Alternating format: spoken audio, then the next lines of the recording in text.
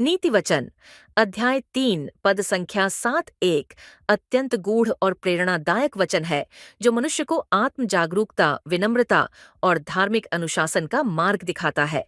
यह वचन कहता है, अपनी दृष्टि में बुद्धिमान न होना, यहोवा का भय मानना और बुराई से अलग रहना। इसका अर्थ है कि हमें स्वयं को अत्यधिक बुद्धिमान या सर्वज्ञ नहीं समझना चाहिए।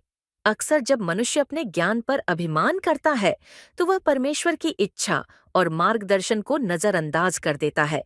यह वचन हमें विनम्र रहने और अपने विचारों की सीमाओं को स्वीकार करने का आग्रह करता है।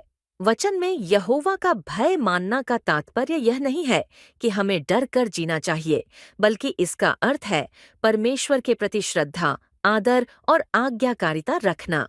जब हम यहोवा का भय मानते हैं, तो हम उसकी आज्ञाओं का पालन करते हैं और उसका मार्गदर्शन स्वीकार करते हैं।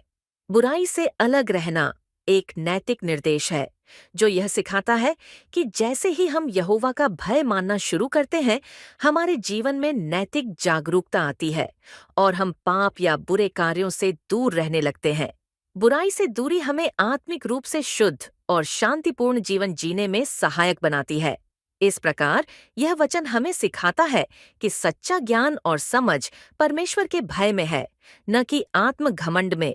विनम्र बनकर, परमेश्वर की इच्छा में चलकर और बुराई से दूर रहकर ही हम एक धर्ममय और शांतिपूर्ण जीवन प्राप्त कर सकते हैं।